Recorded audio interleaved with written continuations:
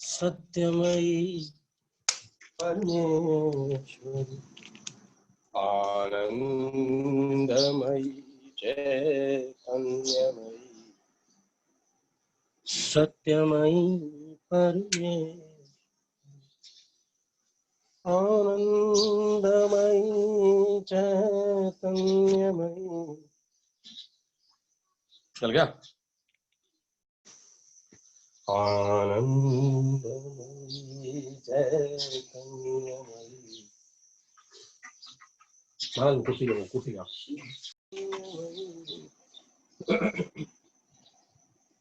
नाथ नारायण वासुदेवाय श्री कृष्ण गोविंद हरे मुरारी। हे नाथ नारायण वासुदेवाय श्री कृष्ण गोविंद हरे मुरारी। हे नाथ नारायण वासुदेवाय श्री कृष्ण गोविंद हरे मुरारी। हे नाथ नारायण वासुदेवाय श्री कृष्ण गोविंद हरे मुरारी। हे नाथ नारायण वासुदेवाय श्री कृष्ण गोविंद हरे मुरारी। हे नाथ नारायण वासुदेवाय श्री कृष्ण गोविंद हरे मुरारी। हे नाथ नारायण वासुदेवाय श्री कृष्ण गोविंद हरे मुरारी। हे नाथ नारायण वासुदेवाय श्री कृष्ण गोविंद हरे मुरारी। हे नाथ नारायण वासुदेवाय श्री कृष्ण गोविंद हरे मुरारी। हे नाथ नारायण वासुदेवाय श्री कृष्ण गोविंद हरे मुरारी।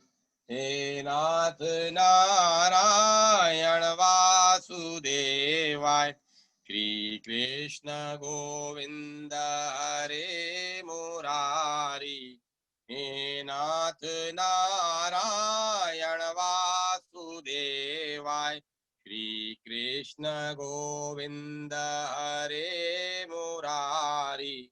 हे नाथ नारायण वासुदेवाय श्री कृष्ण गोविंद हरे मुरारी। हे नाथ नारायण वासुदेवाय श्री कृष्ण गोविंद हरे मुरारी। हे नाथ नारायण वासुदेवाय श्री कृष्ण गोविंद हरे मुरारी। हे नाथ नारायण वासुदेवाय श्री कृष्ण गोविंद हरे मुरारी। हे नाथ नारायण वासुदेवाय श्री कृष्ण गोविंद हरे मुरारी। हे नाथ नारायण वासुदेवाय श्री कृष्ण गोविंद हरे मुरारी। हे नाथ नारायण वासुदेवाय श्री कृष्ण गोविंद हरे मुरारी। हे नाथ नारायण वासुदेवाय श्री कृष्ण गोविंद हरे मुरारी। हे नाथ नारायण वासुदेवाय श्री कृष्ण गोविंद गोविंद हरे मुरारी, हे नाथ नारायण वासुदेवाय, श्री कृष्ण गोविंद हरे मुरारी, हे नाथ नारायण वासुदेवाय, श्री कृष्ण गोविंद हरे मुरारी, हे नाथ नारायण वासुदेवाय, श्री कृष्ण गोविंद हरे मुरारी, हे नाथ नारायण वासुदेवाय, श्री कृष्ण गोविंद हरे मुरारी,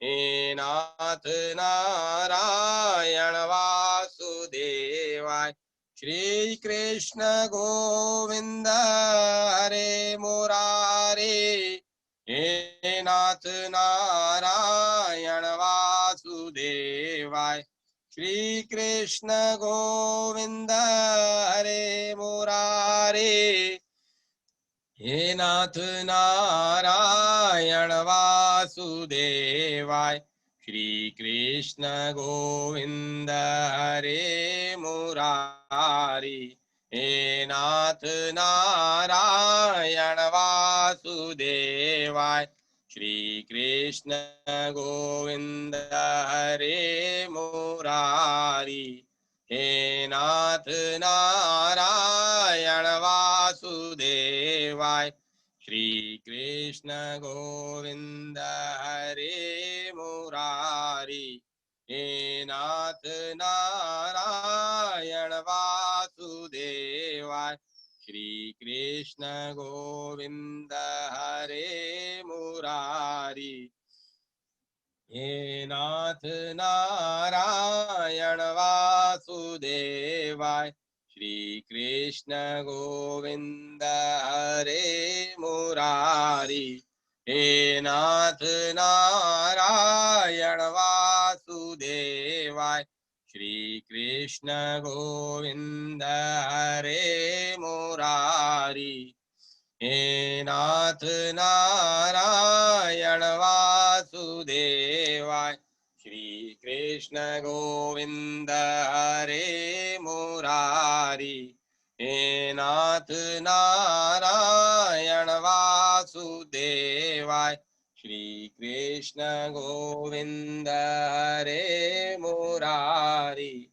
हे नाथ नारायण वासुदेवाय, श्री कृष्ण गोविंद हरे मुरारी, हे नाथ नारायण वासुदेवाय, श्री कृष्ण गोविंद हरे मुरारी, हे नाथ नारायण वासुदेवाय, श्री कृष्ण गोविंद हरे मुरारी, हे नाथ नारायण वासुदेवाय, श्री कृष्ण गोविंद हरे मुरारी, हे नाथ नारायण वासुदेवाय, श्री कृष्ण गोविंद हरे मुरारी,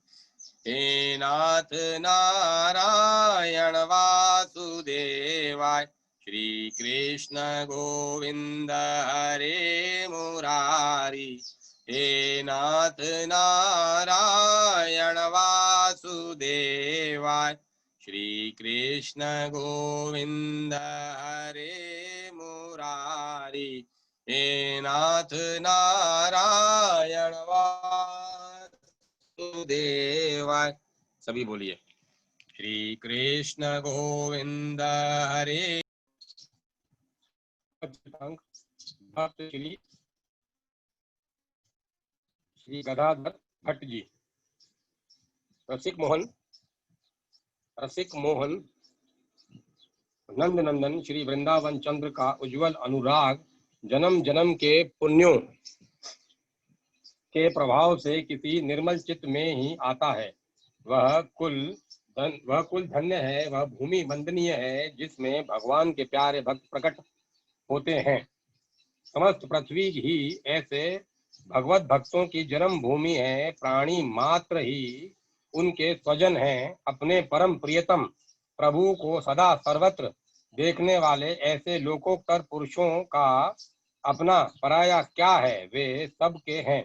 उनको पाकर संपूर्ण पृथ्वी धन्य होती है। सज्जनता, सब प्राणियों के साथ सहज सहृदयता, दीनों के प्रति दया, मधुर वाणी, मद लोभ क्रोध मत्सर आदि का सर्वथा अभाव, निष्काम भाव, सत्य करुणा प्रभुति, समस्त सद्गुणों के आधार एकमात्र श्री हरि हैं। जिस हृदय में भगवान का प्रेम है, वहाँ यदि सद्गुण आज पूरे नहीं भी हैं तो कुल निश्चय आएंगे। भगवत प्रेम जहाँ हो वहाँ कोई दुर्गुण टिक नहीं सकता, परंतु जहाँ भगवान का प्रेम, उन सर्वेश्वर के प्रति आस्था और विश्वास नहीं, वहाँ यदि सद्गुण हो भी तो उनकी नींव बालू पर है। वे कब स्वार्थ के धक्के से हवा हो जाएंगे, इसका कुछ ठिकाना नहीं। सद्गुण तो भगवान में ही है। फिर जिनके हृदय में प्रेम के दृढ़ बंधन में बंधे हुए लीला में सदा विराजमान रहते हैं, वहां सब गुण एक साथ रहेंगे ही। गदाधर भट्ट समस्त सद्गुणों की मूर्ति थे। बचपन से उनमें नम्रता, दया आदि गुण उज्जवल रूप से प्रकट होते और बढ़ते गए। इसके साथ उन्हें प्रतिभा प्राप्त हुई। भगवान के परम प्रियजन भगवती सरस्वती की कृपा पाकर अपने प्रियतम प्रभु का ही तो गुणानुवाद गाएंगे। गदाधर भट्ट जी का कंठ बड़ा ही मधुर था। वे अपने बनाए भगवान की लीला, रूप माधुरी, प्रार्थना आदि के भावपूर्ण पद बड़े प्रेम से गाया करते थे। सखी ओ श्याम रंग रंगी, देखी बिकाई गई वह मूर्ति सूरती माही पगी।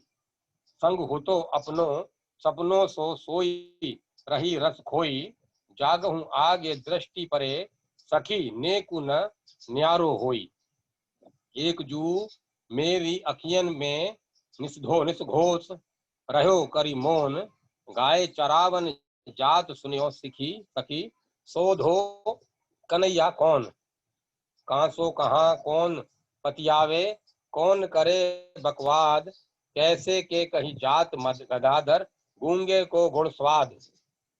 भक्तवर गदाधर जी का यह पद वृंदावन के श्री जीव गोस्वामी जी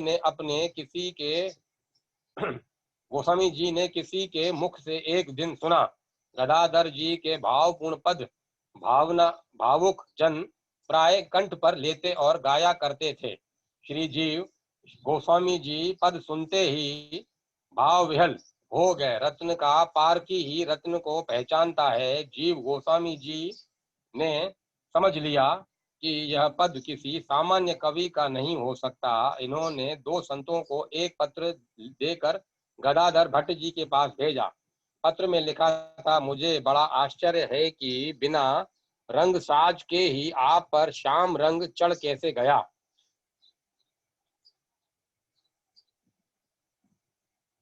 दोनों संत गदाधर जी के ग्राम पहुंचे। प्रातः काल का समय था। सूर्योदय हुआ ही था। गदाधर दातुन कर रहे थे। संतों ने उनसे ही पूछा, इस ग्राम में गदाधर भट्ट जी का मकान कौन सा है। गदाधर भट्ट जी की प्रसन्नता का क्या पूछना। आज प्रातः काल ही संतों के दर्शन हुए और वे आए भी उन्हीं के यहाँ हैं। संतों की सेवा का सौभाग्य प्राप्त होगा। इनके मुख से भगवान का गुणानुवाद सुनने को मिलेगा। धन्य है आज का दिन। आनंद के भावों में निमग्न भट्ट जी ने सहज ही संतों से पूछा, आप लोग कहाँ से पधारे हैं। संतों ने उत्तर दिया, हम श्री वृंदावन से आए हैं। श्री वृंदावन भट्ट जी के श्रवणों में यह शब्द पड़ा और वे धड़ाम से गिर पड़े मूर्छित होकर। दातुन दूर गिर गया। नेत्रों से अश्रु प्रवाह चलने लगा। विचित्र दशा हो गई उनकी। पहले से ही हृदय में भाव उमड़ रहा था। श्री धाम वृंदावन का नाम सुनते ही वह उदित हो उठा। शरीर संज्ञाहीन हो गया। दोनों संतों ने चकित होकर संभाला उन्हें। लोगों से पता लगा कि गदाधर भट्ट तो यही हैं। तब संतों ने उनके कानों के पास मुख ले जाकर जोर से कहा, हम वृंदावन से आपके लिए एक पत्र ले आए हैं। पत्र का नाम कानों में जाते ही भट्ट जी उठ बैठे। जैसे उनके प्राण इसी पत्र की प्रतीक्षा करते रहे हों। पत्र को लेकर उन्होंने मस्तक से, नेत्रों से, हृदय से लगाया। पत्र को बार बार पढ़ते अश्रु बहाते विहल होते रहे। संतों का भली प्रकार सत्कार किया और फिर सर्वस्व दीन दुखियों को बांटकर उन संतों के साथ ही वृंदावन चले गए। श्री गदाधर भट्ट जी पर शाम रंग तो पहले ही चढ़ चुका था। अब वृंदावन आकर उन्हें श्री जीव गोस्वामी जी जैसे भक्ति मार्ग के उद्भट रंग साज मिल गए। वह रंग और गाढ़ा हो गया। साथ ही भक्ति शास्त्र का अध्ययन हुआ। अब वृंदावन में भट्ट जी की श्री मद भागवत की परम मधुर कथा होने लगी। उनकी कथा में प्रेमी भक्तों संतों की भीड़ सदा बनी रहती थी। मधुर कंठ, भावपूर्ण हृदय, प्रतिभा के साथ भक्ति शास्त्र का विपुल ज्ञान। इस प्रकार भट्ट जी का भागवत व्याख्यान अद्वितीय हो गया था। वे भागवत कथा अमृत की वर्षा करने वाले मेघ ही माने जाते थे और उस अमृत के पिपासु चातक उनके प्रगाढ़ निष्ठा रखते थे। श्री भट्ट जी की कथा के प्रेमी श्रोताओं में एक श्रोता थे कल्याण सिंह राजपूत। कथा के निरंतर श्रवण ने उनके हृदय को शुद्ध कर दिया।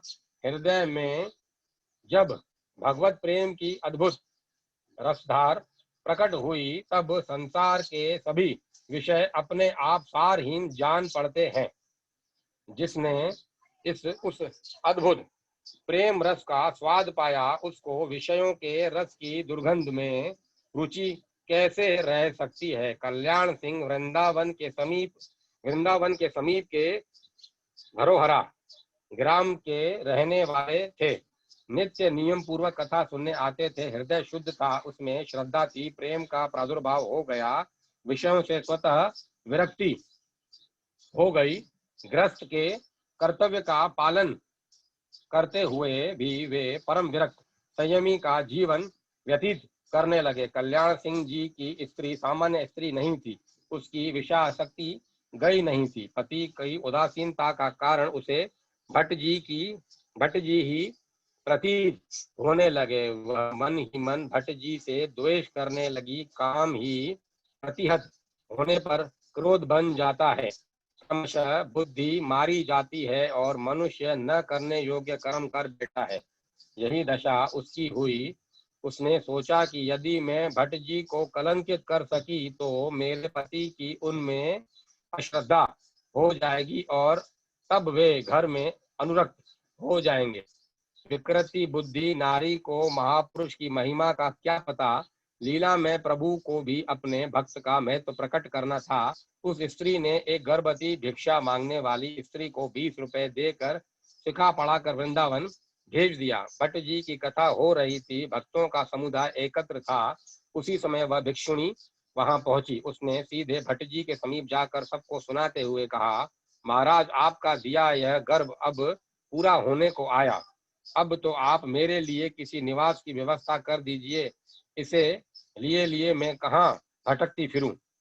भिक्षुणी की बात सुनकर श्रोताओं में बड़ी सनसनी फैल गई। कुछ लोग जोर जोर से कहने लगे, यह झूठ बोलती है।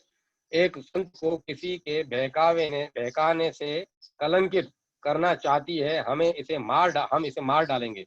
श्री गदाधर भट्ट जी के मुख पर मंद हंसी आई। दया में प्रभु ने जगत के मिथ्या आदर मान से बचाने के लिए यह व्यवस्था की है। यह सोचकर वे आनंद से पुलकित हो उठे। उन्होंने बिना संकोच के सबको संबोधित करके कहा, भाइयों, आप लोग रुष्ट न हो। इस देवी का कोई अपराध नहीं है, यह ठीक ही कहती है। लोग आश्चर्य से अवाक रह गए, किसी को कुछ सूझ नहीं पड़ता था। भट्ट जी ने उस स्त्री से बड़े स्नेह से कहा, देवी, मैं तो तुम्हारा नित्य ही स्मरण करता हूँ, तुम मुझे दोषी क्यों बताती हो? तुम कहाँ भटक रही थी? आओ, आज अच्छी आई तुम, बैठो, भगवान की कथा सुनो। संतों के अद्भुत चरित्र कौन समझ सकता है? जो सर्वत्र अपने ही परम प्रिय प्रभु को देखते हैं, वे किसी का स्मरण नहीं करते, यह कैसे कहा जा सकता है? श्री गदाधर भट्ट जी तो सब कहीं अपने उस हृदयहारी वृंदावन विहारी को ही देखते थे। उस स्त्री के रूप में भी अपने वही प्रियतम प्रभु उन्हें दिख रहे थे, परंतु श्रोताओं की विचित्र दशा थी। भट्ट जी में उनकी अगाध श्रद्धा थी। दरिद्रता के वचनों को कभी सत्य नहीं मान सकते थे। उनमें से अनेकों के नेत्रों से इस दुख से अश्रु चलने लगे कि हमें आज एक महापुरुष की निंदा हुई। अंत में एक संत उस स्त्री के पास गए, उसे एक और ले जाकर उन्होंने सत्य कहने के लिए समझाया। वह भी मनुष्य थी, ऐसा महान पुरुष उसने देखा ही नहीं था। ऐसे कलंक की मिथ्या बात कहने पर भी जो न रुष्ट हुआ, न कड़ी बात कही, उस संत को झूठा कलंक देने आई, वह लज्जा से ग्लानि से उसका मस्तक झुक गया था। वह रो रही थी। उसने संत से सच्ची बात कह दी और भट्ट जी के चरणों पर गिरकर फूट फूट कर रोने लगी। भट्ट जी ने उसे आश्वासन दिया। श्रोताओं को बड़ा आनंद हुआ सच्ची बात के प्रकट हो जाने से, किंतु कल्याण सिंह ने अपनी तलवार खींच ली। वे क्रोध से कांपने लगे। जिस दृष्टा स्त्री ने महापुरुष को कलंकित करने का यह असत प्रयत्न किया था, उसे वे तत्काल मार देना चाहते थे। भट्ट जी ने प्रेम से कल्याण सिंह को रोका, उनको समझाया कि उस देवी ने तो मुझे एक नवीन ढंग से शिक्षा दी है कि संसार का तनिक भी संसर्ग कैसा भयानक है। भट्ट जी की भागवत कथा की ख्याति दूर दूर तक पहुंच गई। श्री वृंदावन धाम सदा से भगवत प्रेम के प्रेमी भक्त वृंदों का प्रिय केंद्र रहा है। अब जो भी यात्री वृंदावन आता, वह श्री गदाधर भट्ट जी की कथा सुनने अवश्य ही पहुंचता। कहीं से एक वैष्णव महंत कथा में एक दिन आए। भट्ट जी ने बड़े आदर से उन्हें आगे आसन दिया। महंत जी ने देखा कि कथा होते समय सभी के नेत्रों से अश्रुधारा चलने लगी है, केवल उन्हीं के नेत्रों में अश्रु नहीं आए। इससे उन्हें बड़ी लज्जा प्रतीत हुई। दूसरे दिन महंत जी जब कथा में आए, तब गुप्त रूप से वस्त्रों में महीन पिसी हुई लाल मिर्च की एक छोटी पोटली भी ले आए। कथा के समय नेत्र और मुख पोंछने के बहाने उस पोटली को वे बार बार नेत्रों पर फेर लेते थे। लाल मिर्च नेत्रों में लगने से नेत्रों से अश्रु प्रवाह चलने लगता था। समीप बैठे एक व्यक्ति ने इसे ताड़ लिया। जब कथा समाप्त हो गई और दूसरे सब श्रोता उठकर चले गए, तब उसने भट्ट जी से कहा, महाराज, यह जो महंत आगे बैठा था, वह बड़ा दम्भी है। वस्त्रों में मिर्च की पोटली वह लाया था और उसी को नेत्रों पर रगड़ रगड़ कर लोगों को दिखाने के लिए अश्रु बहा रहा था। साधारण व्यक्ति दूसरे के गुणों में भी दोष ढूंढना चाहते हैं, किंतु महापुरुषों के चित्त में ही जब दोष नहीं, दंभ नहीं, तब उन्हें दंभ और दोष दिखे कहां से? उन्हें तो सर्वत्र गुण ही गुण दिखाई पड़ते हैं। प्रिय श्रवा, भगवान के परम प्रियजन सदा सब में गुण ही देखते हैं। श्री गदाधर भट्ट जी ने जैसे ही उस व्यक्ति की बात सुनी, वहां से तुरंत उठकर आतुरता पूर्वक वह महंत जी के समीप पहुंचे और उनको प्रणिपात करके कहने लगे, आप धन्य हैं, आपका भगवत प्रेम धन्य है। मैंने सुना है कि आप नेत्रों में लाल मिर्च लगाकर इसीलिए नेत्रों को दंड देते हैं कि उनमें भगवत प्रेम के अश्रु नहीं आए। अब तक मैंने सुना ही था कि जो भगवान की सेवा में न लगे, उनके दिव्य अनुराग से द्रवित या पुलकित न हो वह दंडनीय है। जो अंग भगवान की सेवा में न लगे, उनके दिव्य अनुराग से द्रवित या पुलकित न हो वह दंडनीय है। पर आज मैंने आपको प्रत्यक्ष इस आदर्श पर चलते हुए देखा। आप जैसे महापुरुष का दर्शन करके मैं कृतार्थ हो गया। भट्ट जी ने महंत जी को दोनों भुजाओं में भरकर हृदय से लगा लिया और अब तो दोनों के नेत्र झर रहे थे। दोनों के शरीर पुलकित थे। ऐसे परम भागवत के अंग स्पर्श से महंत जी में भगवत प्रेम का स्तोत्र उमड़ उठा था। एक रात्रि में श्री गदाधर भट्ट जी की कुटिया में एक चोर चोरी करने घुस आया। भट्ट जी ने जो चोर देखा तो चुपचाप पड़े रह गए। चोर को जो कुछ भी मिला उसने बांध लिया। जब वह गठरी उठाने लगा तब उसे भारी गठरी को उठा न सका। गदाधर भट्ट जी तो बड़े पड़े पड़े सब देख ही रहे थे। उन्हें तो लग रहा था कि उनके लीला में प्रभु जैसे गोपियों के घर से छिपकर माखन खाने जाते थे, वैसे ही आज इस वेश में उनके यहाँ आए हैं। जब उन्होंने देखा कि भारी गठरी चोर से सिर पर उठती नहीं, तब आसन से उठे और गठरी उसके मस्तक पर उठा दी। चोर को बड़ा आश्चर्य हुआ। उसने पूछा कि अपना माल इस प्रकार उठाने वाले आप कौन हैं? तब भट्ट जी ने अपना नाम बताया। तब तो चोर गठरी फेंक कर उनके चरणों पर गिरकर रोने लगा। उसने उनका नाम सुन रखा था। उसने ऐसे महापुरुष के यहाँ चोरी करने आने के लिए बड़ा दुख हुआ। उसे श्री गदाधर भट्ट जी ने बड़ा दुख हुआ उसे। श्री गदाधर भट्ट जी ने उसे प्रेम से समझाया, भाई तुम इतने दुखी क्यों होते हो? तुमने प्राणों का भय छोड़कर इस अंधेरी रात्रि में यहाँ आने का कष्ट किया है, इतना श्रम किया है और यही तुम्हारी आजीविका है। अतः तुम इसे प्रसन्नता से ले जाओ। मेरी चिंता मत करो। जिसने तुमको यहाँ भेजा है, जो इस सारे जगत का पालन करता है, उसने मेरे लिए पहले से व्यवस्था कर रखी होगी। तुम इधर यह सब ले जाओगे और सवेरा होते ही इससे 10 गुना वह मेरे पास भेज देगा। चोर फूट फूट कर रोने लगा। करुणा में संतों का हृदय तो नवनीत से भी कोमल होता है। भट्ट जी ने उस पर कृपा की। चोरी तो छूट ही गई, भगवान का अनुराग भी प्राप्त हुआ। वह परम भागवत हो गया। श्री गदाधर जी का भगवत विग्रह की सेवा पूजा में अत्यधिक अनुराग था। पूजा की समस्त सामग्री वे स्वयं प्रस्तुत करते थे। भगवत कैंकर्य का कोई भी काम वे दूसरों से लेना नहीं चाहते थे। एक बार भगवत प्रसाद प्रस्तुत करने के लिए आप अपने हाथ से चौका लगा रहे थे। इतने में सेवक ने आकर एक धनी श्रद्धालु का नाम बताते हुए कहा, वे बहुत सी भेंट लेकर आपके पास आ रहे हैं। आप हाथ धोकर उनसे बात करें, मैं तब तक चौका लगा देता हूँ। भट्ट जी को सेवक की बुद्धि पर दया आई। उन्होंने उसे शिक्षा देते हुए कहा, मैं अपने त्रिभुवन के स्वामी प्रभु की सेवा में लगा हूँ।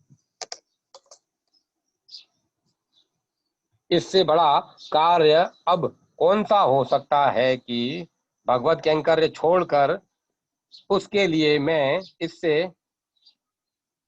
हाथ धो लूं।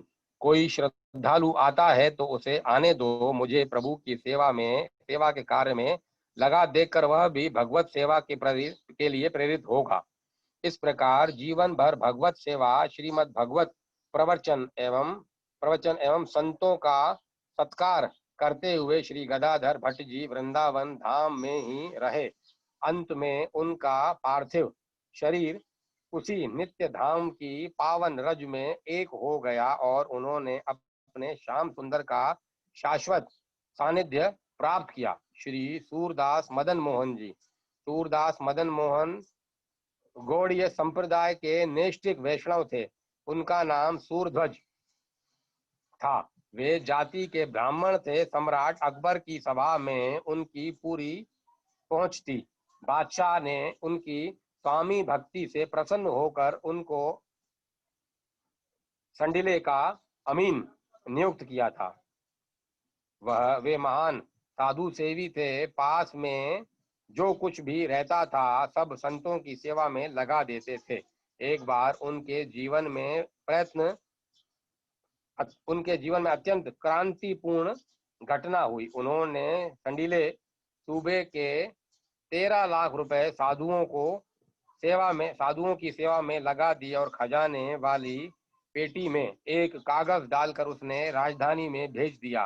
कागज में लिखा था, 13 लाख सांडीले आए, सब साधुन मिली गट के, सूरज दास मदन मोहन जी आधी रात को सटके।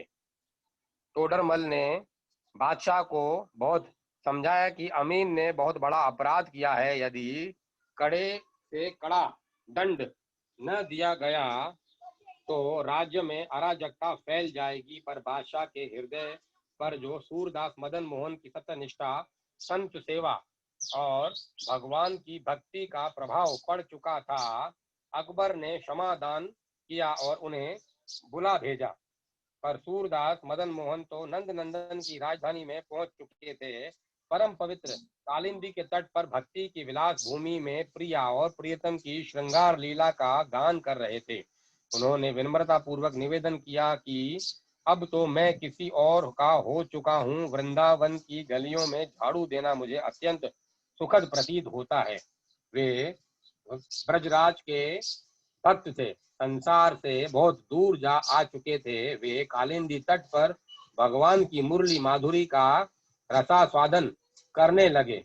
मधुर मधुर वंशी ध्वनि की महती रसधारा में नित्य निमग्न होकर भगवान से दर्शन की भीख मांगना उनका कार्यक्रम हो चला।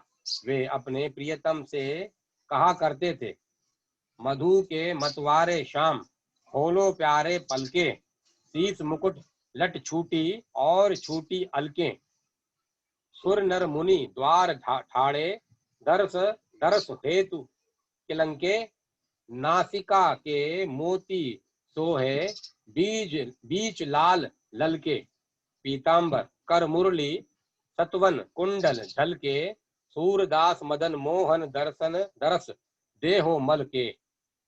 सूरदास मदन मोहन ने लीला गान के में जिस काव्य माधुर्य का स्तोत्र उड़ेला है वह उनकी बड़ी मधुर और मूल्यवान संपत्ति है। अपने भगवान में उनकी इतनी निष्ठा थी कि उन्होंने अपने नाम के साथ मदन मोहन प्रत्येक पद में जोड़ा है। उनके सरस पदों में उनकी मृदुता, सहृदता और अडिंग भक्ति की पूर्ण अभिव्यक्ति हुई है। श्री केशव भट्ट काश्मीरी। जिस समय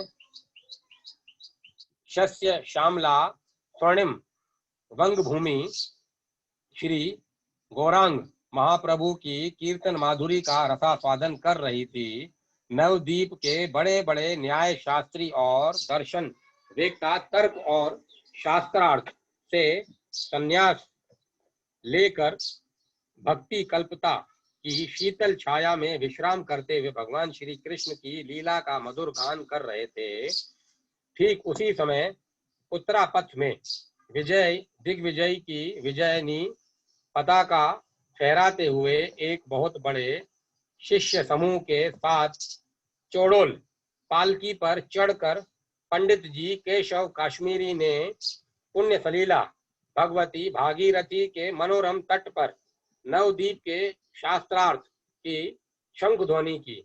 न्याय का गढ़ नवद्वीप हिल उठा। इतने बड़े शास्त्र वेत्ता से लोहा लेना अत्यंत कठिन था। महापंडित ने देखा नवद्वीप से एक बहुत बड़ा जन समूह श्री कृष्ण का पवित्र मधुमय और आनंदमय नाम उच्चारण करता हुआ उनके निवास की ओर चला आ रहा है। लोगों के आगे आगे उन्होंने एक ऐसे युवक को प्रमथ नृत्य करते हुए आते देखा जिसका शरीर तप्त हेम वर्ण का सा था, गले में पुष्पों का आकर्षक हार था, अधरों में हरि नाम की पवित्र भागीरथी के निनाद का आलोड़न था, मुस्कान की ज्योतिर्मयी किरणों की तरंग के अंग अंग आप्लावित थे।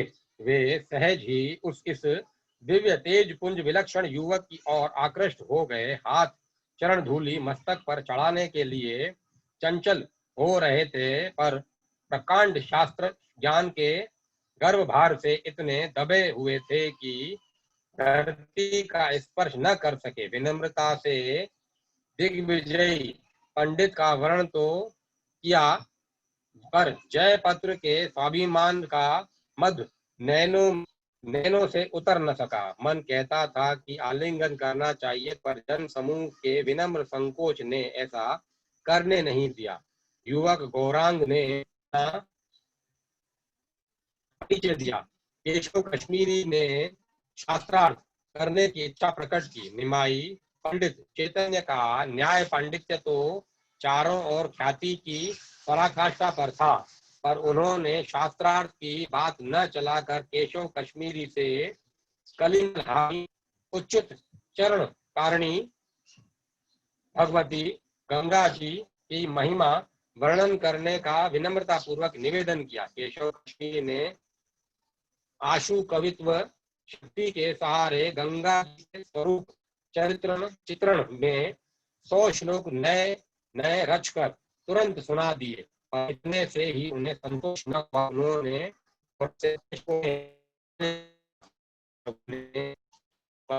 हुए बतलाए।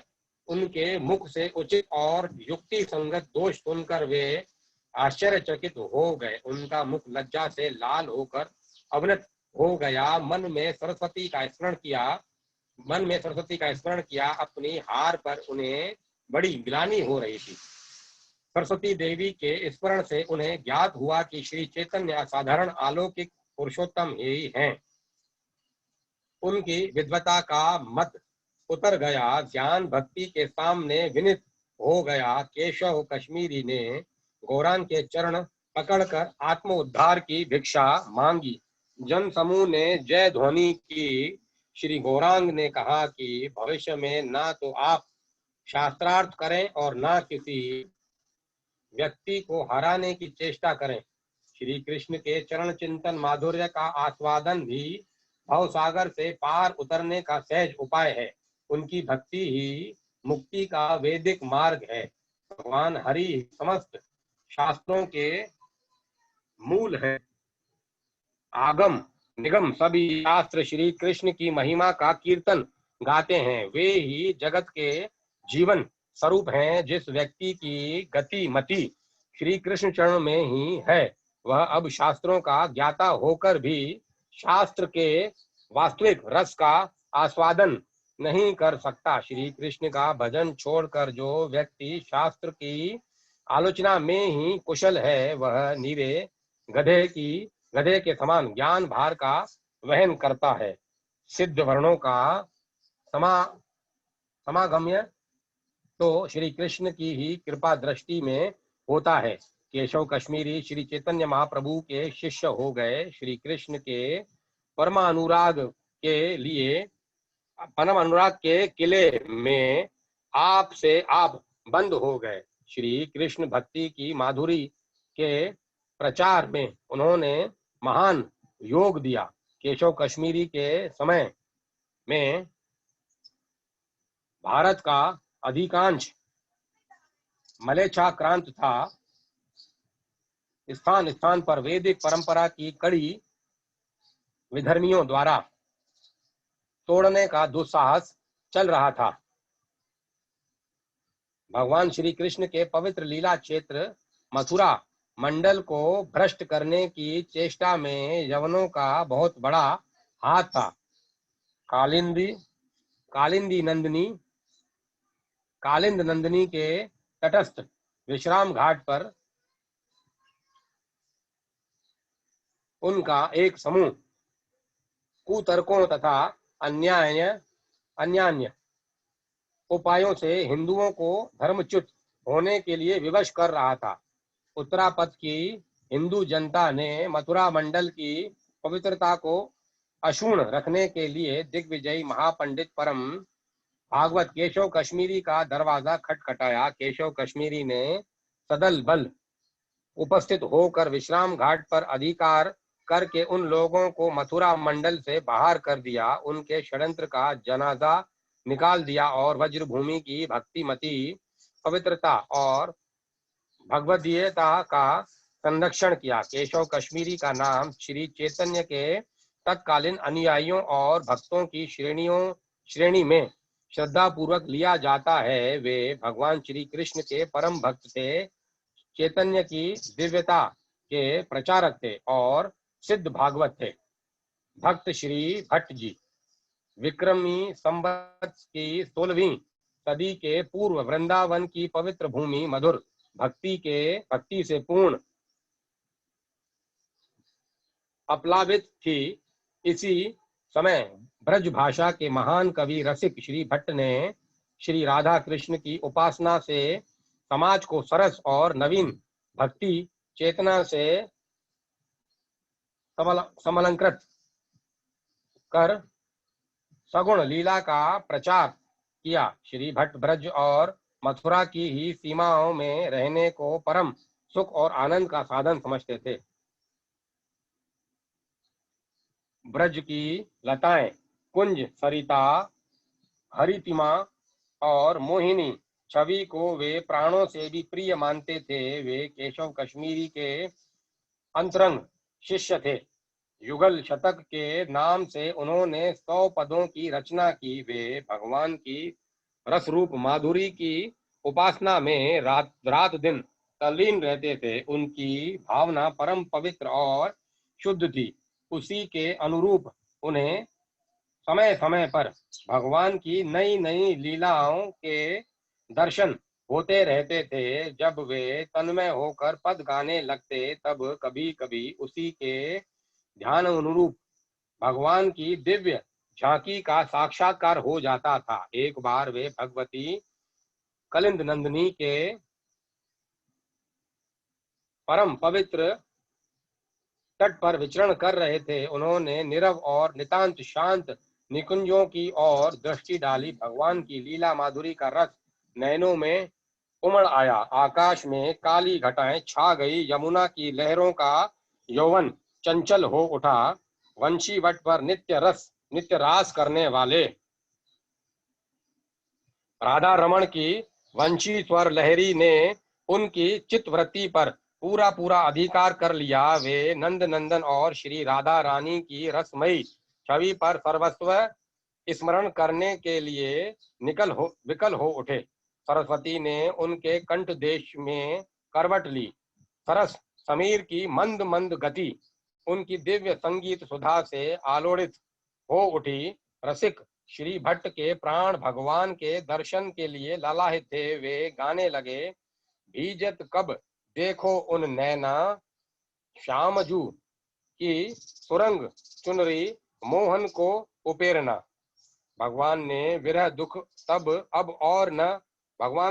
दुख अब और न सहा गया। उनकी इच्छा पूर्ति के लिए वे श्री रासेश्वर जी के सहित प्रकट हो गए। श्री भट्ट ने देखा कि कुंज में कदम्ब के नीचे कोटि कंदर्भ लावण्य युक्त रास विहारी अपनी प्रियतमा राधा रानी के कंध देश पर कोमल कर स्पर्श का सौंदर्य बिखेर रहे हैं। यमुना जी की स्वेच्छा धाराएं उनके चरण चूमने के लिए कुल की मर्यादा तोड़ देना चाहती हैं, पर बालूका की सेनाएं उन्हें विवश कर देती हैं कि वे आगे न बढ़े। श्री भट्ट ने अपना जीवन सफल माना। उन्होंने भगवान की दिव्य और कृपामयी झांकी को काव्य रूप देकर अपने सौभाग्य की सराहना की। रोम रोम पुलकित हो उठा। मल्हार राग का भाग्य जाग उठा। श्यामा श्याम कुंज तर ठाड़े, जतन कियो कछु में ना। श्री भट्ट उमड़ी घटा चहु दिसी, ते हरि आई जल सेना। बसो मेरे नैननी में दाऊ चंद की कांतिमयी इच्छा पूर्ति ही उनकी अतुल संपत्ति थी। भगवान का रस रूप ही भवबंधन से निवृत्त होने का कल्याणमय विधान था। श्री भट्ट के पदों में भगवान के रस रूप का चिंतन अधिकता से हो सका है।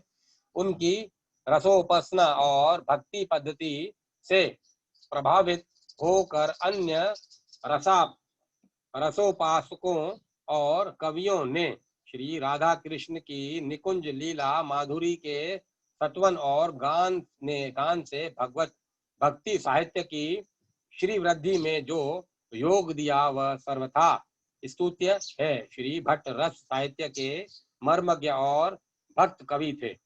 भक्त श्री हरिव्यास देव जी श्री निम्बार्क संप्रदाय में परम वैष्णव आचार्य श्री हरिव्यास देव जी बहुत ऊंचे संत हो गए हैं। आपका जन्म गौड़ ब्राह्मण कुल में हुआ था। आपने श्री भट्ट जी से दीक्षा ली थी। पहली बार जब आप दीक्षा के लिए श्री गुरु चरणों में गए उस समय श्री भट्ट जी गोवर्धन में वास कर रहे थे और युगल सरकार श्री प्रिया प्रीतम को गोद में बिठाकर लाड़ लड़ा रहे थे। श्री भट्ट जी ने पूछा, हरिव्यास हमारे अंग में कौन विराजते हैं? हरिव्यास जी बोले, महाराज कोई नहीं। इस पर श्री भट्ट जी ने कहा, अभी तुम शिष्य होने योग्य नहीं हो। अभी 12 वर्ष तक श्री गोवर्धन की परिक्रमा करो। गुरु आज्ञा प्राप्त कर आपने 12 वर्ष तक परिक्रमा की। तत्पश्चात फिर गुरु समीप आए। गुरुदेव ने फिर वही प्रश्न किया। इस पर उन्होंने वही पुराना उत्तर दिया। पुनः 12 वर्ष श्री गोवर्धन की परिक्रमा करने की आज्ञा हुई। आज्ञा शिरोधार्य कर श्री हरिव्यास देव ने पुनः 12 वर्ष तक परिक्रमा की। तदुपरांत गुरु आश्रम में आए और आचार्य की गोद में प्रिया प्रियतम को देखकर कृतकृत्य हो चरणों में लौट गए।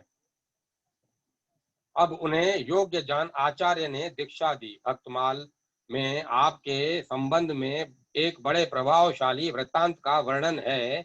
ये अपने सैकड़ों विद्वान शिष्यों को साथ लेकर श्रीमद् भगवत भक्ति रूप अलौकिक रस की वर्षा करते हुए पंजाब प्रांत के गड़ियावल नामक ग्राम में पहुंचे। गांव के बाहर एक उपवन में एक देवी का मठ था। वहां के राजा की ओर से सैकड़ों बकरे बलिदान के लिए वहां बंधे थे। निरह पशुओं की यह दयनीय दशा देखकर स्वामी जी की आंखों में आंसू आ गए। सब शिष्यों सहित वे वहां से चलते बने। रात को राजा स्वप्न में देखता है कि देवी बड़ा ही भीषण रूप धारण कर उसके सामने खड़ी है और डांट कर कह रही है, दुष्ट, तूने मेरे नाम पर जो क्रूर कर्म जारी कर रखा है उसे आज एक भगवत भक्त का चित्त दुखी हुआ है। उससे आज एक भगवत भक्त का चित्त दुखी हुआ है। भगवत भक्त के इस शोभ से मेरा शरीर जला सा जा रहा है। अतः जाकर उन सब बकरों को खोल दे और फिर कभी ऐसा कर्म न करने की प्रतिज्ञा कर। साथ ही स्वामी जी से जाकर माफी मांग और उनसे दीक्षा ले। मैं भी वैष्णवी दीक्षा लूंगी। राजा घबरा कर उठा और तुरंत स्वामी जी के पास पहुंचे। चरणों में गिरकर क्षमा याचना की। स्वामी जी ने उसे आशीर्वाद दिया और सवेरे उसे तथा देवी जी को वैष्णवी दीक्षा दी। कहा जाता है कि उस स्थान में अब भी वैष्णवी देवी का सुप्रसिद्ध मंदिर है। वहां अब तक जीव बलिदान नहीं होता, फूल बताशे चढ़ते हैं। इसके बाद आप वृंदावन आए और गुरुदेव श्री भट्ट जी के आज्ञा अनुसार युगल शतक पर संस्कृत में भाष्य लिखा। स्वामी जी ने संस्कृत में कई मूल ग्रंथ भी लिखे। इनमें प्रसन्न भाष्य मुख्य है। 10 श्लोकी के अन्यान्य भाष्यों से इसमें विशेषता यह है कि वेद के तत्व निरूपण के अतिरिक्त उपासना पर काफी जोर दिया गया है। ब्रज भाषा में युगल शतक नामक पुस्तक में आपके 100 दोहे और 100 गए पद संग्रहित हैं, जो मिठास से अपना जोड़ नहीं रखते। ऊपर दोहे में जो बात संक्षेप में कही है, वही नीचे पद में विस्तार से कही गई है। इस संप्रदाय में युगल शतक पहली ही हिंदी रचना है। शायद इसी से इसे आदिवाणी कहते हैं। और ये ही सर्वप्रथम उत्तर भारतीय संप्रदाचार्य हैं। इनसे पहले के सभी आचार्य शायद दक्षिणात्य थे। स्वामी जी इस संप्रदाय में उस शाखा के प्रवर्तक हैं जिसे रसिक संप्रदाय कहते हैं। भगवान श्री कृष्ण के श्रृंगारी रूप की उपासना ही इनका सर्वस्व है। श्री हरिव्यास देव जी का इतना प्रभाव हुआ कि श्री निम्बार्क संप्रदाय की इस शाखा के संतों को तब से लोग हरिव्यासी ही कहने लगे। वैष्णवों के चारों संप्रदायों में इस संप्रदाय के संत अब भी हरिव्यासी ही कहलाते हैं। श्री घनानंद जी का जन्म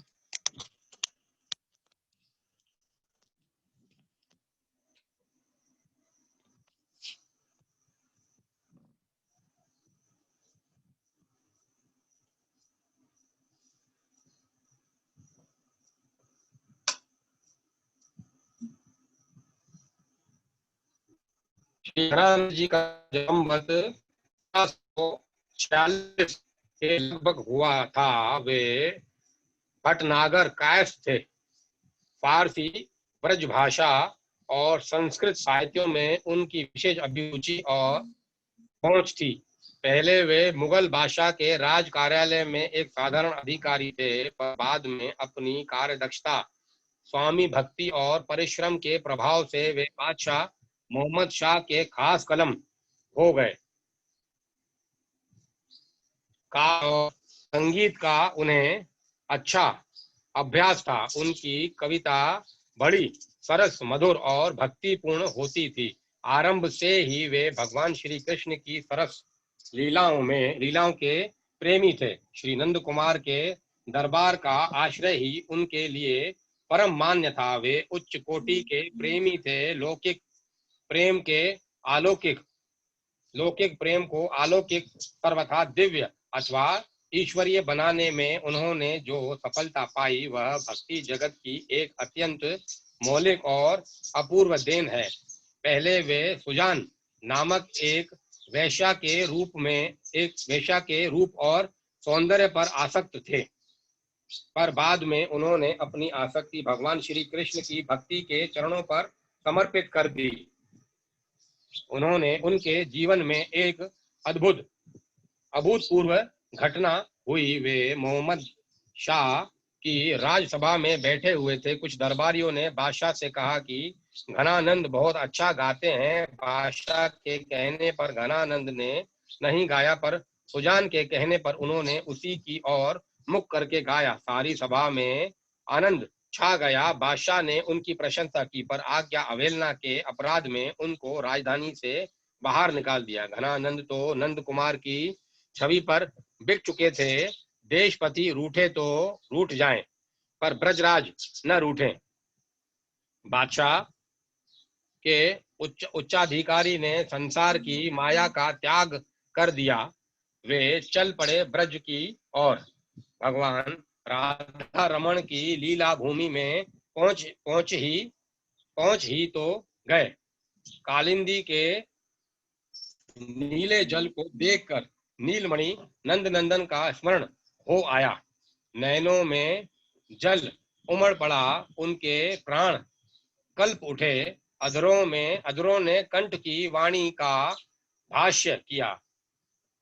गुरनी बतायो राधा मोहन हूँ गायो, सदा सुखद सुहायो वृंदावन गाड़े गहीरे, अद्भुत अभूत महिमंडन परे ते परे, जीवन को लाहू हा हा क्यों न ताही लहीरे, आनंद को घन छायो रहत निरंतर ही, सरस सुदय सो पपीहापन बहिरे, जमुना के तीर केली कोलाहल धीर, ऐसे पावन पुलीन पे पतित परी रही रे, जगत के नैनों के पतित और भगवान के नैनों में परम पावन घनानंद ने रास स्थली वंशी वट के मनोरम क्षेत्र में धरना देकर रासेश्वर के दर्शन की इच्छा की। वे समय समय पर भगवान को वियोग श्रृंगार से सजाया करते थे। आकाश में उमड़ते बादलों को देखकर अनुनय पूर्वक कहा करते थे कि तुम मेरे नैनों के अश्रु जल को सुजान घनश्याम के अंगने में बरसा दो। कभी कभी चातक की तरह प्रियतम को संबोधन कर कह उठते थे, आरतवंत को पहचानो कहाँ तुम, प्रेमी की गूढ़ से गूढ़ अंतरदशा की सूक्ष्मता का परिचय उनकी युक्ति से अच्छी तरह मिलती है। वे प्राय वंशीवट के निकट वृक्ष के ही तले रहा करते थे। कभी कभी समाधि में 2-3 दिन बीत जाते थे। ब्रजवास काल में ही उन्होंने सुजान सागर की रचना की। वे निम्बार्क संप्रदाय के दीक्षित थे। सन 1796 ईस्वी में नादिर शाह ने भारत पर आक्रमण किया। वृंदावन में नादिर शाह के सिपाहियों ने बादशाह मोहम्मद शाह के खास कलम को फक्कड़ के वेश में देखकर जर कहा, खजाना मांगा। घनानंद के पास सिवाय ब्रजरज के और कुछ भी नहीं था। उन्होंने 3 बार रज रज रज कहा और उनके ऊपर ब्रजरज डाल दिया। सिपाहियों ने उनका दाहिना हाथ काट डाला। विरही घनानंद के प्राण सुजान नंद लाल के विरह में चीख उठे। उनकी काव्य भारती ने करुण स्वर में गाया, अधर लगे हैं अनी करी के पायन प्राण, चाहत चलन ये संदेश तो ले सुजान को। उन्होंने पूरा छंद अपने खून से तकिए पर लिखा। सैनिकों ने थोड़े समय के बाद उन्हें जान से मार डाला। अंतिम समय में भी विरही ने घनश्याम को ही पुकारा। श्री व्यासदास जी, ओछड़ा बुंदेलखंड के राजपुरोहित पंडित सुमोखन शर्मा शुक्ल की धर्म पत्नी ने मार्गशीर्ष कृष्णा पंचमी विक्रम संवत 1567 को एक पुत्र रत्न पाया। बालक का नाम हरिराम रखा गया। पिता ने सब संस्कार कराए और अध्ययन कराया। यथा समय पुत्र का विवाह भी उत्तम कुल की सुशीला कन्या से कर दिया। पंडित हरिराम बहुत ही प्रतिभाशाली विद्वान थे। बड़े बड़े विद्वान उस युवक के शास्त्रों का मर्म समझने आते थे। पिता के परलोकवासी होने पर ओड़शा नरेश राजा मधुकर शाह के ये राजपुरोहित हो गए। इन्हें वाद विवाद करके पंडितों को पराजित करने का व्यसन था। कहीं किसी विद्वान का नाम सुनते तो वही शास्त्रार्थ करने पहुंच जाते। इनके साथ राज्य के अंगरक्षक रहते थे। एक बार ये काशी पधारे। वहां के गणमान्य विद्वानों से भी शास्त्र चर्चा हुई और उसमें उनकी उत्कृष्टता रही। श्रावण मास में बड़े विधि विधान से उन्होंने श्री विश्वनाथ जी का अभिषेक कराया। भगवान आशुतोष प्रसन्न हुए। उसी रात स्वप्न में एक साधु ने उनसे शंका की, विद्या की पूर्णता कब है? उन्होंने उत्तर दिया, सत्य को जानकर प्राप्त करने योग्य पदार्थ को प्राप्त करने में है। साधु ने कहा, पंडित जी, आप दूसरों को जितना समझाते हैं उतना स्वयं क्यों नहीं समझते? विद्या की पूर्णता जब प्राप्त करने योग्य पदार्थ को प्राप्त करने में है, तब वह वाद विवाद के द्वारा दूसरों को लज्जित करने में क्या प्राप्त हो जाएगा? वह पदार्थ तो भक्ति से ही प्राप्य है। भगवत भक्ति से ही विद्या की पूर्णता है। अपनी विद्या को पूर्ण करने के लिए आपको भक्ति करनी चाहिए। अपूर्ण और अधूरी विद्या क्या आपको शोभा देती है? पंडित जी जागे और उनका विद्या का नशा उतर गया था। काशी में जीतकर वे भी अपने को हारा हुआ मान रहे थे और यही उनकी सच्ची विजय थी।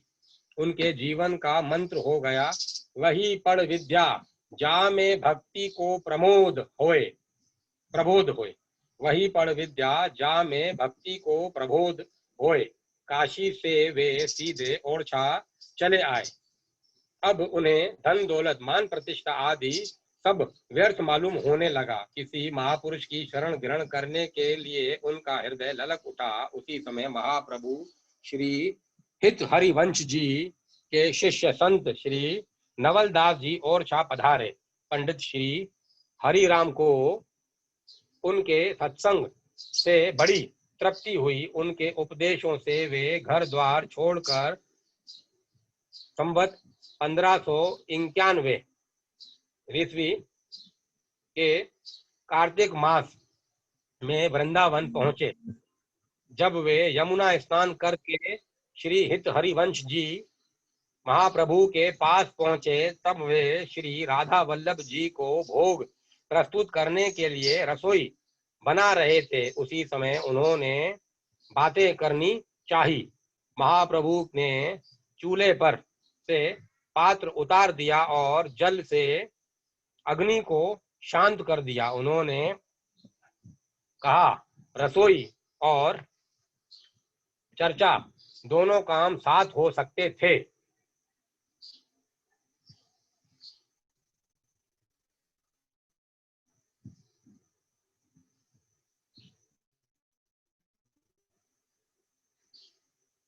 रसोई और चर्चा दोनों काम साथ हो सकते थे। महाप्रभु ने समझाया, दो स्थानों पर मन लगाए रखना विविचारात्मक चित्तवृत्ति है।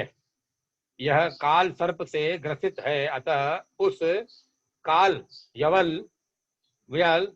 व्याल से बचने के लिए चित्त को सब ओर से खींचकर श्री श्याम के चरणों में ही लगाने वाला धन्य है। हरिराम जी ने महाप्रभु से दीक्षा ग्रहण कर ली। अब वे ओरछा के राजपुरोहित ही रहे। उनका नाम हो गया व्यासदास। सेवा कुंज के पास एक मंदिर बनवाकर उसमें श्री राधा कृष्ण के युगल स्वरूप को पधार कर वे सेवा में लग गए। कुछ दिनों बाद ओरछा नरेश ने उनको लेवा लाने के लिए अपने मंत्री को वृंदावन भेजा। मंत्री ने बहुत आग्रह अनुग्रह किया, पर श्रीधाम वृंदावन छोड़ना उन्होंने स्वीकार नहीं किया। मंत्री ने देखा कि ये ऐसे नहीं चलेंगे, तो श्री हित महाप्रभु जी से प्रार्थना की। महाप्रभु ने स्वीकार कर लिया। स्नान करके आने पर हम व्यासदास से तुम्हारी बात कहेंगे। इनको जब इस बात का पता लगा कि गुरुदेव ओरछा जाने की आज्ञा देने वाले हैं, तब ये यमुना किनारे झाउओं में छिप गए। 3 दिन तक इनका कुछ पता ही न लगा। महाप्रभु ने पता लगाने के लिए शिष्यों को भेजा। गुरुदेव का बुलावा सुनकर ये झाउओं में से निकले और देर तक यमुना स्नान करते रहे। फिर बहुत सा कोयला घिसकर मुख पर पोत लिया और एक गधा साथ लिया। पूछने पर बोले, जिनकी शरण में आकर मैंने श्रीधाम वृंदावन का निवास पाया, वे ही मुझे यहाँ से बाहर जाने की आज्ञा देने वाले हैं। उनकी आज्ञा से इस दिव्य धाम से मुंह काला करके गधे पर बैठकर मुझे नरक रूप संसार में विवशता जाना पड़ेगा। उस समय कोयला और गधा कदाचित न मिले, इसीलिए मैंने अभी से उन्हें ले लिया है। यह समाचार महाप्रभु तक शिष्यों ने पहुंचाया तो महाप्रभु बोले, मैं उस बड़भागी से वृंदावन छोड़ने के विषय में एक शब्द भी नहीं कहूंगा। व्यर्थ ही मैंने उसके भक्त हृदय को कलेश दिया। गुरुदेव की इस बात का समाचार पाकर मुख धोकर व्यास दास जी ने आकर उनके चरणों में प्रणाम किया। महाप्रभु ने इनको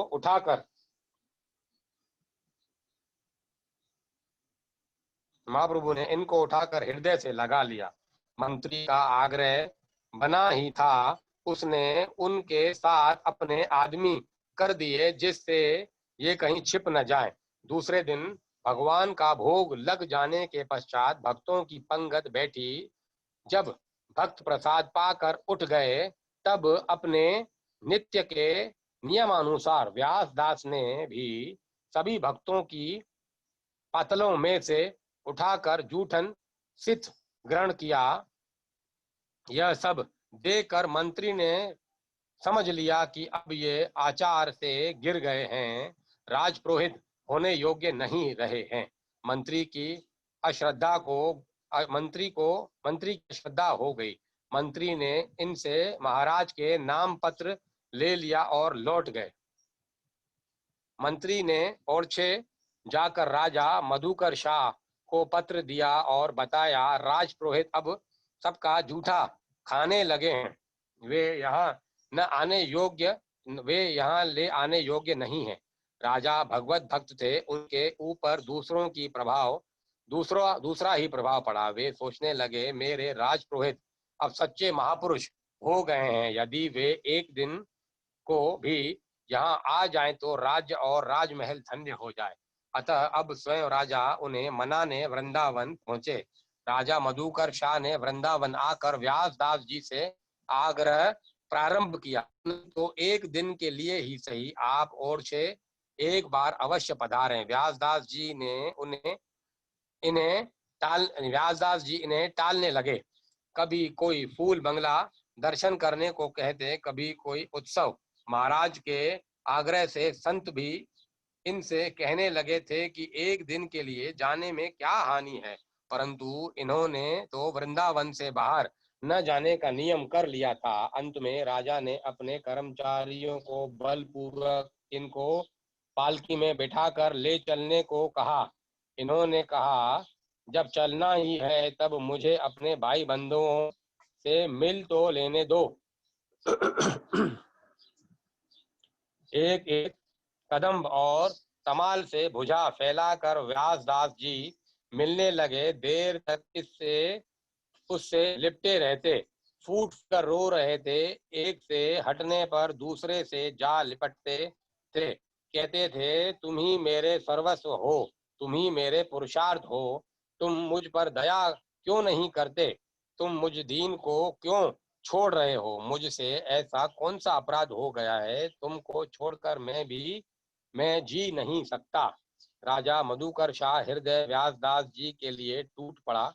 राजा मधुकर का हृदय व्यास दास जी के लिए टूट पड़ता था। वे किसी प्रकार एक बार इन्हें ओरछा ले जाना चाहते थे। अंत में निराश होकर वे रो पड़े। हाथ जोड़कर चरणों पर सिर रखकर क्षमा मांगते हुए बोले, आपने मेरे दुराग्रह से बहुत कष्ट उठाया।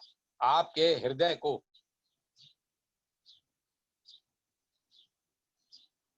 स्वार्थवश मैंने बहुत व्यथा दी।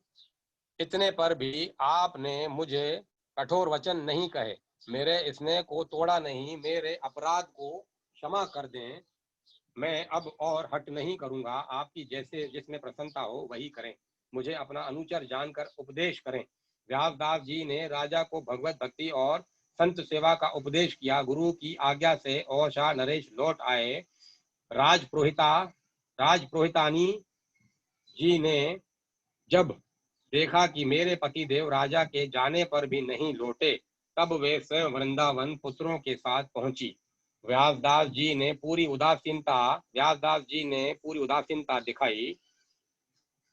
उन्हें भला अब स्त्री पुत्र से क्या मोह, क्या प्रयोजन। लोगों ने सिफारिश की तो उन्होंने कहा, जो नारी में न लगी हो उसे पास रखना तो यम के पाश में अपने गले को फंसा लेना है। पतिव्रता स्त्री पति के चरणों में पड़ी और उसने जैसे पति देव आज्ञा करें वैसे रहना स्वीकार किया। का नाम वैष्णव दासी रख दिया। वैष्णव दासी रख दिया और संतों की सेवा में लगे रहने का उपदेश किया। माता ने अपने पुत्रों को भी पास रखने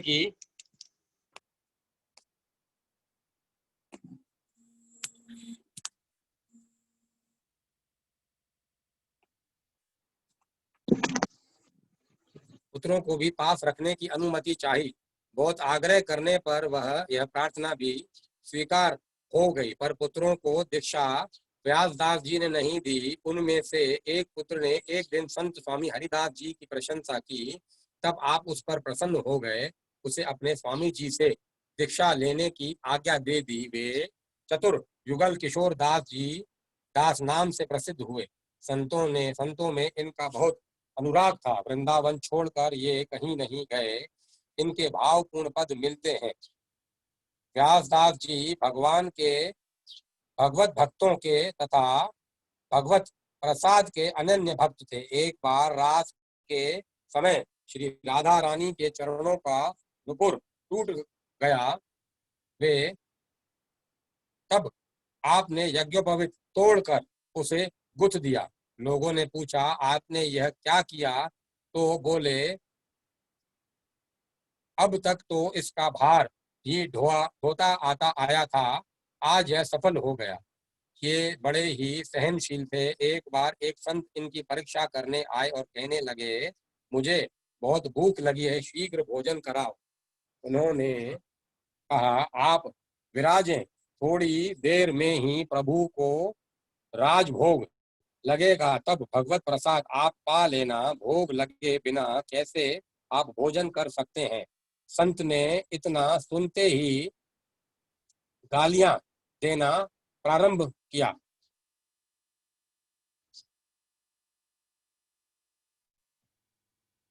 वे चुपचाप सुनते रहे। दर्शकों में से कुछ को बुरा लगा। वे संत को मना करने लगे तो उन्होंने उनको रोक दिया। जब भगवान का भोग लग गया तब प्रसाद का थाल लाकर संत के सामने रखकर नम्रता से बोले, प्रभु आप पहले प्रसाद पा लें, जो गालियां शेष रह गई हों उन्हें फिर दे लेना। संत प्रसाद पाने बैठे और ये उनको हवा करने लगे। प्रसाद पाकर जूठी थाली संत ने इनके सिर पर दे मारी। ये वह सब जूठन बटोर कर पाने लगे। अब तो वे संत इनके चरणों पर गिर पड़े और बोले, आपके धैर्य और साधु सेवा को धन्य है। श्री ठाकुर जी को एक बार ओरछे से आई रत्न जड़ित वंशी धारण कराने लगे तो वंशी मोटी होने से प्रभु की उंगलियां किंचित छिल गईं। इन्हें बड़ा दुख हुआ।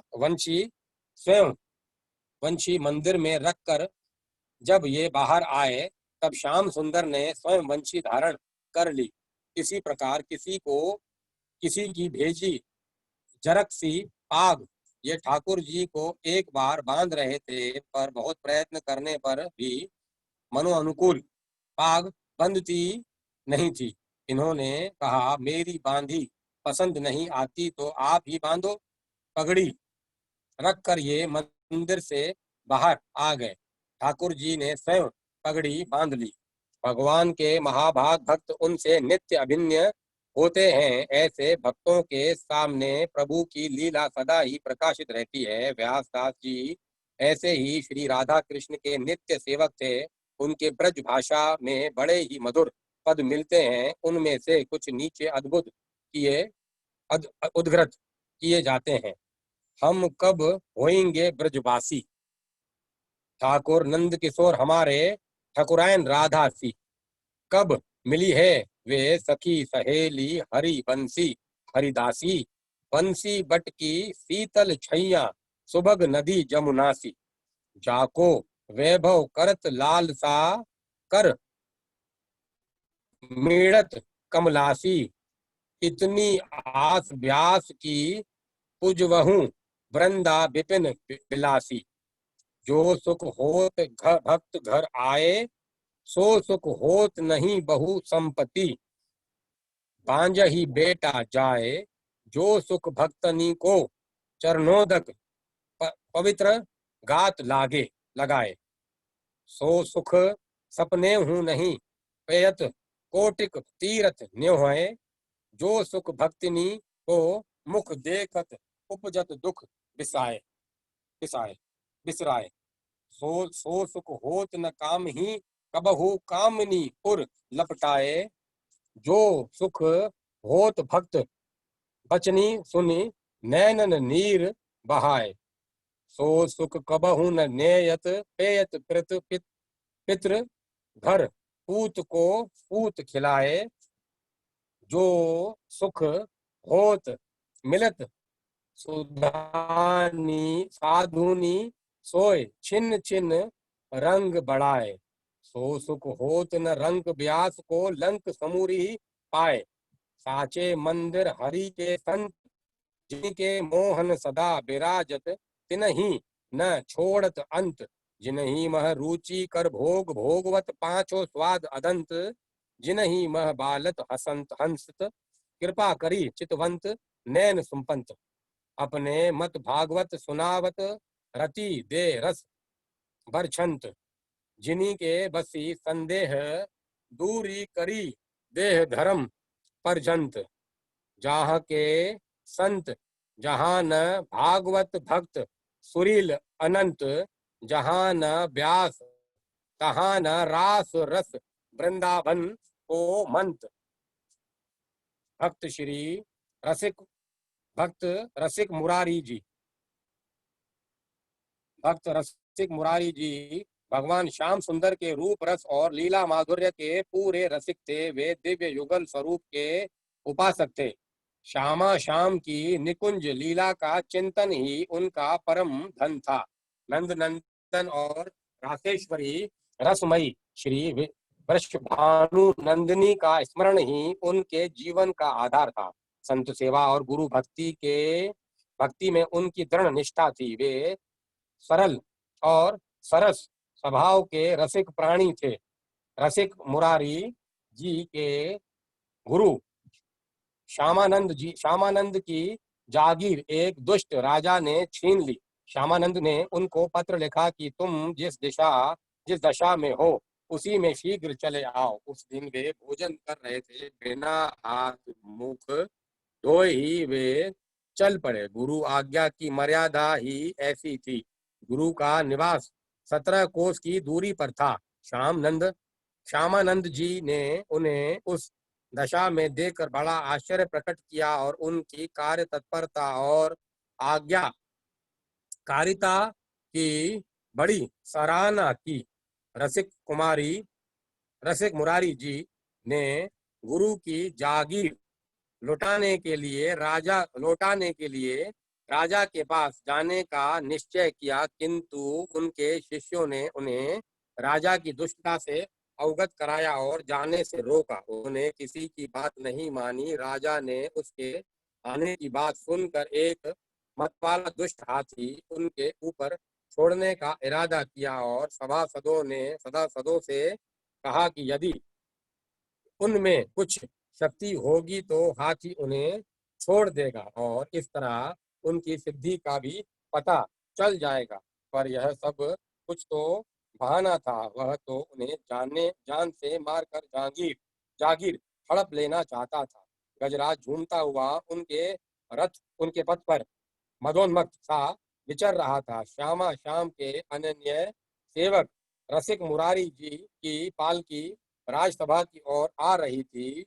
ये निर्भयता पूर्वक प्रभु का स्मरण करते पालकी में सवार होकर चले आ रहे थे। जीव चराचर में भगवान नंद नंदन के दर्शन करने वाले रसिक भक्त ने देखा कि कहारों ने पालकी रख दी और वे भाग खड़े हुए। सामने मदमस्त गजराज झूमता झामता पहुंच गया। रसिक मुरारी को अपनी प्राण रक्षा की चिंता नहीं थी।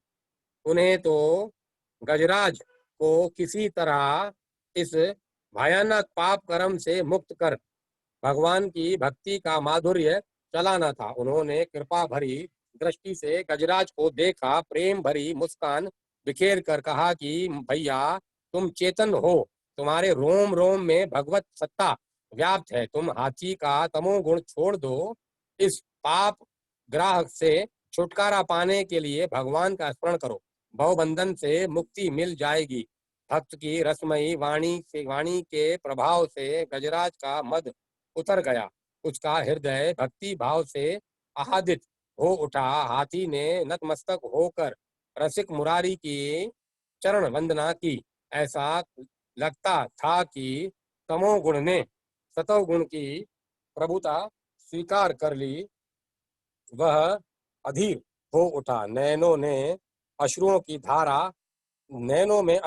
धारा बहने लगी। रसिक मुरारी ने उसे श्री कृष्ण नाम से अभिमंत्रित कर कहा, श्री कृष्ण का नाम माधुर्य का अनंत सागर है। एक कणिका मात्र के संस्पर्श से करोड़ों जन्मों के पाप मिट जाते हैं। जीव उनके नाम रस में अवगाहन कर धन्य और कृतार्थ हो जाता है। उन्होंने इस शिष्य हाथी का नाम गोपाल दास रखा। भक्त मुरारी के दर्शन से राजा की दुष्टता का नाश हो गया। उसने उनके चरण पकड़ लिए क्षमा मांगी। श्यामानंद की जागीर लौटा दी। रसिक मुरारी की गुरु भक्ति धन्य हो गई।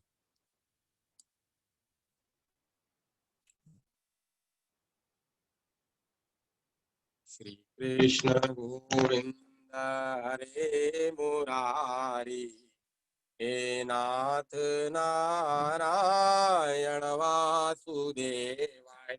श्री कृष्ण गोविंद हरे मुरारी, हे नाथ नारायण वासुदेवाय। श्री कृष्ण गोविंद हरे मुरारी, हे नाथ नारायण वासुदेवाय। श्री कृष्ण गोविंद हरे मुरारी, हे नाथ नारायण वासुदेवाय। श्री कृष्ण गोविंद हरे मुरारी, हे नाथ नारायण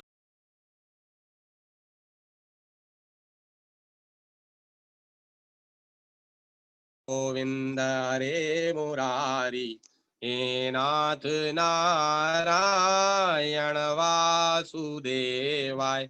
श्री कृष्ण गोविंद हरे मुरारी, हे नाथ नारायण वासुदेवाय। श्री कृष्ण गोविंद हरे मुरारी, हे नाथ नारायण वासुदेवाय। श्री कृष्ण गोविंद हरे मुरारी, हे नाथ नारायण वासुदेवाय। श्री कृष्ण गोविंद हरे मुरारी, हे नाथ नारायण वासुदेवाय। श्री कृष्ण गोविंद हरे मुरारी, हे नाथ नारायण वासुदेवाय। श्री कृष्ण गोविंद हरे मुरारी, हे नाथ नारायण वासुदेवाय।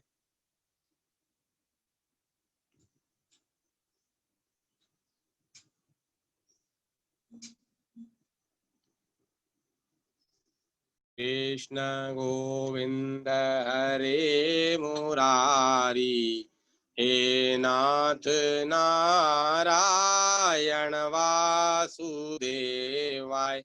श्री कृष्ण गोविंद हरे मुरारी, हे नाथ नारायण वासुदेवाय। श्री कृष्ण गोविंद हरे मुरारी, हे नाथ नारायण वासुदेवाय। गोविंद हरे मुरारी, हे नाथ नारायण वासुदेवाय। श्री कृष्ण मुरारी, हे नाथ नारायण वासुदेवाय। श्री कृष्ण गोविंद हरे मुरारी, हे नाथ नारायण वासुदेवाय। श्री कृष्ण गोविंद हरे मुरारी, हे नाथ नारायण वासुदेवाय। श्री कृष्ण गोविंद हरे मुरारी, हे नाथ नारायण वासुदेवाय। श्री कृष्ण गोविंद हरे मुरारी, हे नाथ नारायण वासुदेवाय। श्री कृष्ण गोविंद हरे मुरारी, हे नाथ नारायण वासुदेवाय। श्री कृष्ण गोविंद हरे मुरारी, हे नाथ नारायण वासुदेवाय। श्री कृष्ण गोविंद हरे मुरारी, हे नाथ नारायण वासुदेवाय। श्री कृष्ण गोविंद हरे मुरारी, हे नाथ नारायण वासुदेवाय। श्री कृष्ण गोविंद हरे मुरारी, हे नाथ नारायण वासुदेवाय। श्री कृष्ण गोविंद हरे मुरारी, हे नाथ नारायण वासुदेवाय। श्री कृष्ण गोविंद हरे मुरारी, हे नाथ नारायण वासुदेवाय। श्री कृष्ण गोविंद हरे मुरारी, हे नाथ नारायण वासुदेवाय। हे नाथ नारायण वासुदेवाय। हे नाथ नारायण वासुदेवाय।